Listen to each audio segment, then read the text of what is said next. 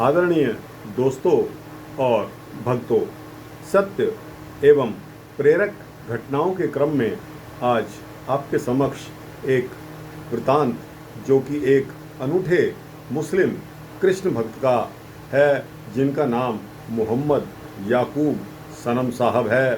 दोस्तों, आपने रहीम, रसखान और ताज बेगम की परंपरा में इसी शताब्दी में हुए मोहम्मद याकूब खां उर्फ सनम साहब, जो कि अजमेर के निवासी थे। सनम साहब ने 1920 ईस्वी से लेकर 1944 ईस्वी तक देश भर में कृष्ण भक्ति का प्रचार प्रसार किया और अंत में सन 1945 ईस्वी में एक दिन अपने इष्ट देव भगवान श्री कृष्ण की लीला भूमि वज्र की पावन मिट्टी में अपना शरीर समर्पित कर दिया। दोस्तों, सनम साहब ने संस्कृत, हिंदी और उर्दू में प्रकाशित अपनी कृष्ण भक्ति साहित्य का गहन अध्ययन किया। इन भाषाओं के अतिरिक्त वे फारसी के भी प्रकांड पंडित माने जाते थे। उन्होंने कृष्ण भक्ति संबंधी लगभग 1200 पुस्तकें संग्रहित की और अजमेर में श्री कृष्ण लाइब्रेरी की स्थापना भी की। सनम साहब ने बहुत समय तक ब्रजभूमि में रहकर श्री कृष्ण की उपासना की। अपनी मुक्ति के उद्देश्य से वे कृष्ण भक्त बन गए। दोस्तों, तपस्वी गुरु के अन्वेषण में लग गए। उनको एक ऐसे तपस्वी गुरु की खोज थी। अंत में वे ब्रजभूमि के संत श्री सरस माधुरी शरण जी को उन्होंने अपना गुरु बनाया। गुरुदेव सरस माधुरी शरण जी की प्रेरणा से उन्होंने देश भर में कृष्ण भक्ति की धारा प्रवाहित करने का संकल्प ले लिया। वे प्रभावशाली वक्ता तथा भावुक भक्त थे, अतः कुछ ही समय में देश भर में उनके प्रवचनों की धूम मच गई। सनम साहब अपने एक प्रवचन में उन्होंने कहा कि श्री कृष्ण के दो रूप हैं, एक निराकार और दूसरा साकार। निराकार जो गोलोक धाम में विराजमान है, उसका 3 रूप से अनुभव होता है, वह प्रेम, जीवन और आनंद। प्रेम ही जीवन निधान है, प्रेम ही जीवन विधान है, जीवन की सत्यता का आधार है और जीवन का मुख्य उद्देश्य आनंद ही है। इस कारण से ये तीनों ही श्री कृष्ण की निराकार विभूतियाँ हैं, सृष्टि मात्र में व्याप्त हैं। यह तो केवल हिंदुओं का कथन मात्र है कि श्री कृष्ण मात्र हमारे हैं और उनके पुजारी हम ही हो सकते हैं। श्री कृष्ण प्रेम का अधिकारी जीव मात्र है।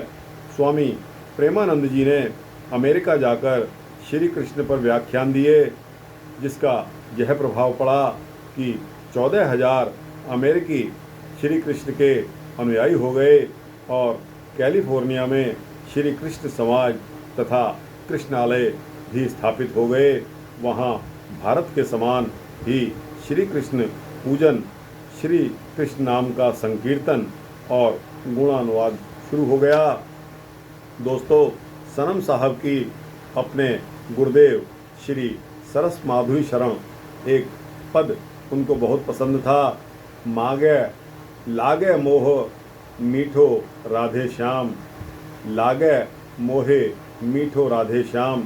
यह पद उन्होंने मुझे पत्र लिखकर भेजा था। प्रवचन के आरंभ में वे यह पद गाकर सुनाते थे। एक सुनिश्चित मुसलमान को श्री कृष्ण भक्ति में तल्लीन देखकर संकीर्ण लोगों में तहलका सा मच चुका था। कुछ एक ने तो अजमेर पहुंचकर उन्हें समझा बुझाकर श्री कृष्ण भक्ति से के मार्ग से डिगाने का प्रयत्न किया, किंतु उनके तर्कों से आगे सभी वापस लौट जाते थे। इसके पश्चात उन्हें जान से मारने की धमकी भी दी गई, काफिर तक कहा गया, किंतु सनम साहब ने स्पष्ट रूप से कह दिया कि मैं अपने इष्ट देव श्री कृष्ण भक्ति के लिए ही पैदा हुआ हूँ। जिस दिन उन्होंने मुझे अपने लोक में बुलाना होगा, मैं पहुंचा दिया जाऊंगा। अजमेर में उन पर आक्रमण का प्रयास भी किया गया। इस पर उन्होंने प्रतिक्रिया स्वरूप लिखा, अभी मुझसे भगवान श्री कृष्ण को और बहुत काम लेने हैं, इसीलिए उन्होंने मेरी रक्षा की है। सनम साहब हमारे अनन्य मित्र थे। सन 1935 ईस्वी में वे पिलखुआ पधारे थे तथा उन्होंने हमारे निवास स्थान पर श्री कृष्ण भक्ति पर बहुत ही सुंदर प्रवचन किया था। महामना पंडित मदन मोहन मालवीय जी तथा श्री हनुमान प्रसाद पोद्दार आदि संपादक कल्याण उनकी श्री कृष्ण भक्ति से बहुत ही प्रभावित थे। सनम साहब संत उड़िया बाबा के प्रति अटूट श्रद्धा रखते थे। वृंदावन में बाबा के आश्रम में वे प्रतिदिन श्री कृष्ण संकीर्तन एवं रासलीला का रसास्वादन करते थे। रासलीला के महत्व पर उन्होंने एक पुस्तक भी लिखी थी। सनम साहब का कहना था कि रासलीला में तन्मय होकर कृष्ण एवं राधा होने का अवसर अत्यंत भाग्यशाली व्यक्ति को ही प्राप्त होता है। वृंदावन में रासलीला का रसास्वादन करते समय श्री कृष्ण प्रेम में लीन हो वे अश्रुधारा प्रवाहित करने लगते थे। संकीर्तन में वे भक्तजनों के साथ मिलकर नृत्य करने लगते थे।